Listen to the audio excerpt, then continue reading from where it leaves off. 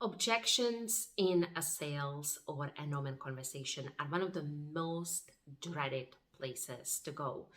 No one wants to hear, I can't afford it, I have to think about it, I don't know if it's right for me. And the biggest challenge for someone like you who is a healer, a coach, a transformational guide, someone who really cares about the impact of your work on your people, on your prospective clients, is you don't want to push this.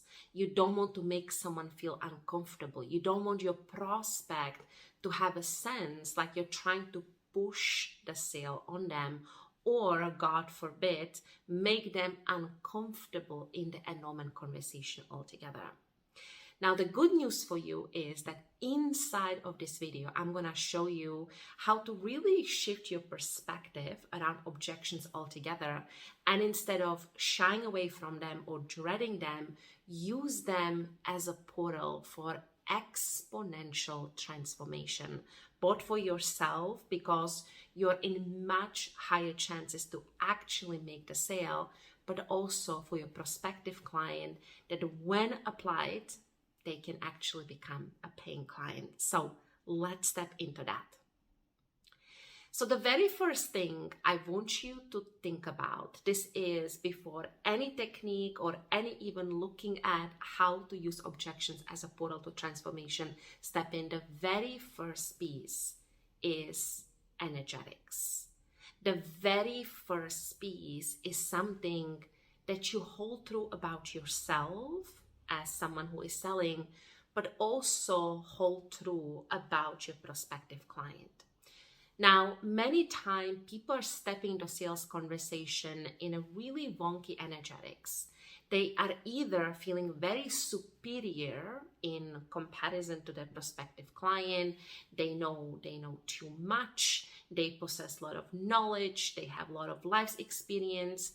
And maybe they know something about a prospective client that makes them feel like, oh, they are something less than. On the other side, there can be a lot of inadequacy on your side, and you're actually putting your prospect on a pedestal because they are the one who will ultimately make the choice about the investment of money, time, and energy. And neither of these dynamics, neither you feeling in power over or power under, is actually helpful for the enrollment conversation. So the dynamics I want you to step into is actually power with. You want to create an equal playing field where you as the practitioner are feeling whole and complete exactly as you are. And subsequently, you're seeing your prospective client whole and complete exactly as they are. Now, hear me on this. This is not to ameliorate the reality they are coming to you to solve their problems, challenges, difficulties, and frustrations, of course.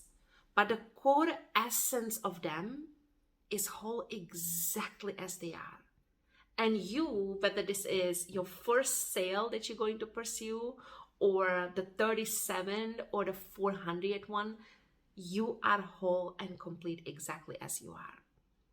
And when you step into enrollment conversation with this perspective, when you ground yourself before enrollment conversation in this energetics, first and foremost, it takes away so many unhelpful presumptions, assumptions, expectations, but also grounds you into this invisible field of building power with strategy.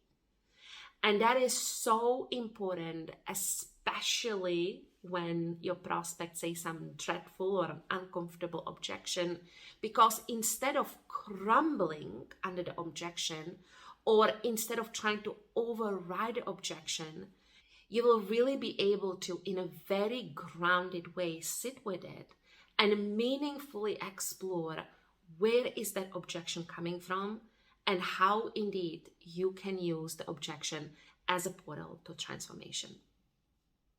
So as this energetic is established, when the objection actually arises, what we want to identify and what we want to differentiate is, where is your prospective client coming from? Now, there are a lot of scenarios, and objections many times can be genuine. Like, let's say if someone says, I don't have a time to pursue this work, and this is, let's say, a very new mother of twins. She is on a heavy breastfeeding schedule. She is sleep deprived. This might be truth, and there is not much more to explore except, hey, like, let's revisit 3 months or 6 months from now on when your schedule becomes a little bit more spacious. So certain objections might be true and valid, and we always want to explore them in the context of your prospective client life. Nonetheless, in my experience doing this work for the last 17 plus years, many times the objection actually presents itself as a form of resistance. Resistance to make a decision around buying, and a decision not turning in a way that your prospect would actually like to see. So a lot of self-doubt can be creeping in, and a lot of doubt about you with your program, with your expertise, can be arising to the surface. There can be also a deeper patterns, possibly a lifelong patterns of your prospect that are coming up to the surface. And when you can identify them, see them for what they are, even as your prospect is, of course, whole and complete exactly as they are, it gives you the capacity to look at them in a way that fosters transformation. So let's talk about these two very core defining way of people showing up resistance, how the resistance can sound, and what you can specifically do about it. So the very first way resistance shows up is in a form of victim. Your prospective client might be saying things like, I really have to discuss this with my husband. And this is not coming from a place of power wit, but actually giving their own power away, their own power of decision making away to someone else. The victim can sound like maybe this is an entrepreneur who, of course, has a lot of potential for creating offers, creating wealth, making money, but they are really financially challenged, or they simply say, I don't have the money, I have to look at my finances, and all of that stuff. Now, any entrepreneur that says they have to look at their finances, they're probably not looking at their finances on a regular basis, and that is definitely a big warning sign. Nonetheless, when you see a pattern where a prospective client feels helpless, hopeless, is giving their power away, is giving their sense of agency away, the antidote for you is to help them actually awaken their personal power, to help them awaken their sense of agency. So if someone, let's say, I really can't help myself, I can't make the decision, the antidote, the powerful question that you can ask is, I completely understand, but let me ask you a question. If you had all the sense of personal power in the world, just right here, just right now, what would you say?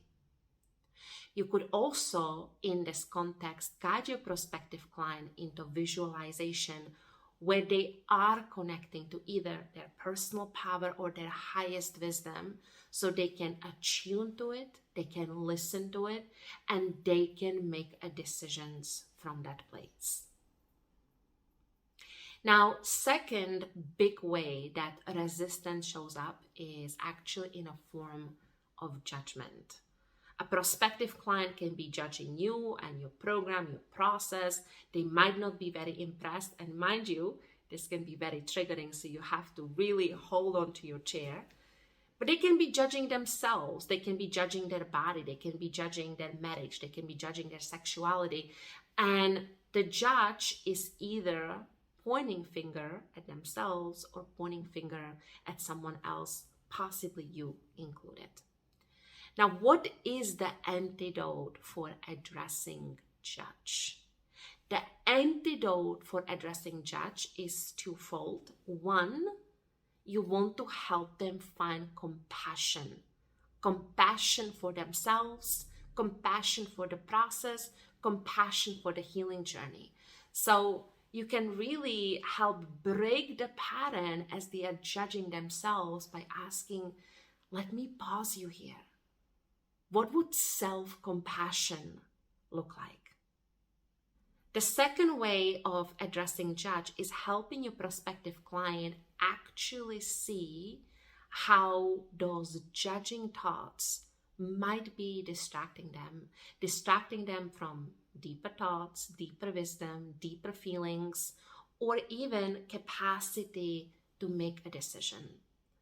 Now, when you ask the following question, the energetics is needed more than anything else, because if this is asked from a place of power over, on a subconscious level, your prospective client is going to hear it and it's going to end in the conversation altogether.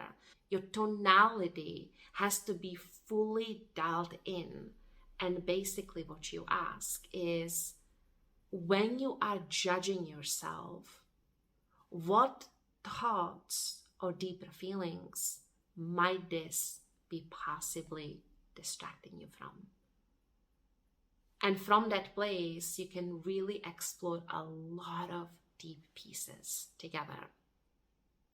So becoming master in overcoming objections is something that I personally teach in our Enrollment as Love Affair Accelerator, which is the best program in the world for transformational healers and transformational coaches that want to make a massive financial leap in their business while, of course, serving their soul's medicine.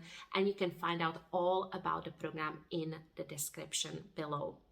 I'm excited for you to bring these techniques into practice, and let me know in the comments what's resonating, what's standing out, and how you are going to apply these very specific perspectives into your next enrollment conversation.